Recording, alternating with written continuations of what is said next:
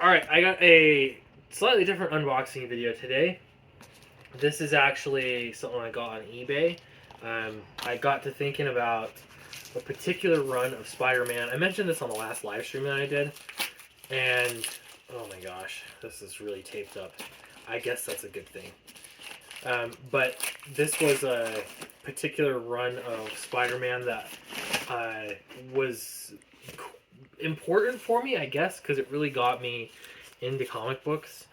um, and I wanted to get an omnibus for it, but an omnibus doesn't exist. So this is the DeFalco run on Spider-Man, and there was something about him having a black suit. I had not, at the time, had never heard of such a thing, and so I thought that was really cool that Spider-Man had a black suit. And then the story was just really interesting. It was super interesting. So I actually got, it was just 2 issues, no, 3, something like that, that I got from a friend that he got from a, I don't know, what was it? It was like a yard sale. And this is really packed up. There we go. It was at a yard sale, and my version of the books were waterlogged. It was in Michigan, right around Detroit, actually in Detroit, and they were just super waterlogged copies. And I honestly don't remember what happened to them, the ones I had, but I lost them or got rid of them or something. Anyway, so this is me rebuying. This is actually more than I started off with, but because there's no omnibus of this run, I thought it would be fun to just have it. So we're just going to start here. This is the issue that I had. I think this was the first one that I read from this particular run. This one or the other one that kind of looks similar to it, but him unmasking Hobgoblin. And something about it was just interesting because I wanted to know who the Hobgoblin was. So this is in far better condition than the last one I had. At the time, I wasn't even bagging and boarding. You can kind of see, though, the spine here. Do you see that, buddy? Yeah. I've got my son here recording. The spine has, like, you can see the back side on the front side.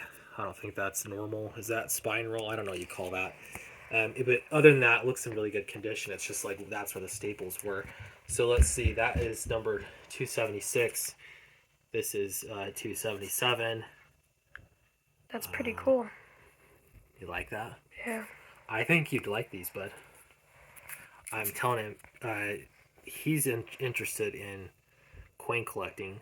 This is 278. And I'm telling him, like, all the collectible stuff that you like, you can also find in comics. Here's 273. This one is not in as good a shape. It's actually missing pieces and stuff.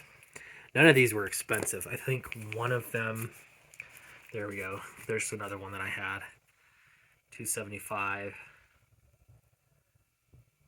Pretty fun. 274. Very cool. Yeah, the black Spider-Man costume in the corner here. And if I remember correctly, it's been a long time. Yeah, he was in a regular suit here for some of it. He changed into the black suit for one reason or another. I don't remember, but I remember these made a big impression on me. And it was either... I don't remember the exact order of things, but I technically got... I think it was these 2 issues right here. Are they even in order? 275, 276. Yeah, they are. So those 2 or 3, and they were really fun to read, but I didn't know where to go from there. After I read those 2 or 3 issues, and then I couldn't finish the story. I had no idea. Like I said, what do you do? So I went to the dollar store at one point for a totally different reason, and then I found the Stan Lee, like a reprinting of Amazing Fantasy 15, and read that, and that was fun. Anyway, so that's kind of what got me hooked onto comic books. So I'm really excited to get these. What I'd kind of like to do, perhaps, is actually collect this run, or at least, up to a point where it makes sense, and combine them into a bound edition, and there are a few companies that can do that. I've also seen people literally do it by hand themselves, sew the bindings together. Yes, it does ruin these comic books, so you're not going to have single issues, but then you'll have an omnibus. You'll have a book that you could go back to and it sit on the shelf, a hardbound book that you could go back and read. I'm definitely going to do that with some comic books, and I'll make some videos about that. I don't know when that's going to happen though, and I don't know what issues for sure. But in order for me to do these, I got to get more of them. The good news is most of them are fairly inexpensive. I think the most expensive one is the first one from DeFalco's run, where they introduced the black suit. When was it? When was it made? These are from the 80s. Oh. So these are from the early to mid 80s. I want to say 84. 1986. So this one came out in 86. Guess when I was born? 1986. Oh. So that came out when I was born. Yeah, when I think about it, this is all coming out at the same time that Frank Miller is doing Daredevil. I don't know exactly which part of Daredevil, but 1986 he was putting those out. This time period, Jim Shooter is just, there's something magical about Marvel Comics from that era, and I wasn't reading comics at that time, so it's not like a nostalgia that I had for the 80s in comics. It's, in my opinion, it's just objectively better than a lot of points of comics. I mean, you could, I'm sure the 70s and, there's some people really liked the 90s. I loved some stuff from the 90s. The Long Halloween's one of my favorite books of all time.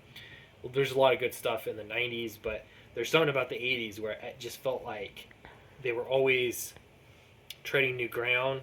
And anyway, this is to me like the kind of stuff that I'm trying to emulate with Downcast.